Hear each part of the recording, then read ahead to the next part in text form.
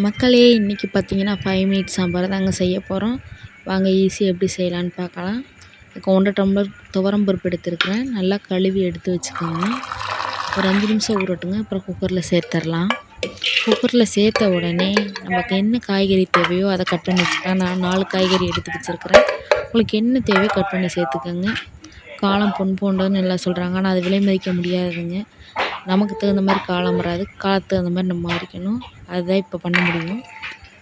காய்கறிகளையும் போட்டுக்கலாங்க. 2 பழுத்த தக்காளி பழம், 2 பச்சை மிளகாய் கீறி வச்சுருக்கிறேன், அதையும் சேர்த்துக்கலாங்க. இதில் தேவையான அளவு உப்பு, தேவையான அளவு தண்ணி போட்டு குக்கரை மூடி நம்ம அடுப்பில் வச்சிடலாங்க.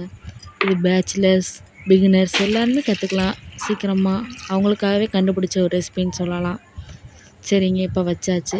ஒரு பெரிய நெல்லிக்காய் அளவு புளி எடுத்து ஊற போட்டுக்கலாம். நம்ம ஊற போட்டு ஒரு 10 பல் பூண்டு, ஒரு 10 சின்ன வெங்காயம் தட்டி எடுத்து வச்சுக்கலாங்க. பருப்பு நல்லா வெந்துருச்சு, விசில் வந்துருச்சு. இந்த மாதிரி குழைய வெந்திருக்கணும். 3 விசில் போய் ரொம்ப குழஞ்சிருச்சுனாலும் நல்லா இருக்காது. சக்தி சாம்பார் தூள் தான் எடுத்துருக்கிறேன் நான். நீங்கள் உங்கள் வீட்டில் யூஸ் பண்ணால் கூட எடுத்துக்கலாங்க. இப்போ அடுப்பில் வந்துட்டு கடாயை வச்சு எண்ணெய் ஊற்றிக்கலாங்க. அப்புறம் கடுகு போட்டுக்கோங்க.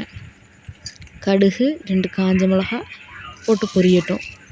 பொரிஞ்ச உடனே நம்ம தட்டி வச்ச இல்லைங்களா, அந்த பூண்டு, வெங்காயம், கருவேப்பிலை 3 போட்டு ஒரு 10 செகண்டு அந்த பச்சை வாசனை போகிற வரைக்கும் நம்ம நல்லா வதக்கலாங்க. நல்ல சாம்பார் மணமாக இருக்கும். அப்போ தான் நம்ம பருப்பு வேக வச்சோம் இல்லைங்களா, அதை எடுத்து ஊற்றிட்டு தேவைக்கேற்ப தண்ணி ஊற்றிட்டு புளிக்கரைசலையும் ஊற்றிடலாங்க. நல்ல சாம்பார் ரெடியாகி கொதித்து வர்ற ஸ்டேஜில், இறக்குற ஸ்டேஜில் நம்ம மல்லித்தழை போட்டுக்கலாங்க. மல்லித்தழை போட்டு இறக்குனா கம சாம்பார் ரெடி. சாதம், இட்லி, தோசை எல்லாத்துக்கும் சாப்பிட்லாம். ட்ரை பண்ணி பார்த்துட்டு எப்படி இருக்குன்னு சொல்லுங்கள். பாய்.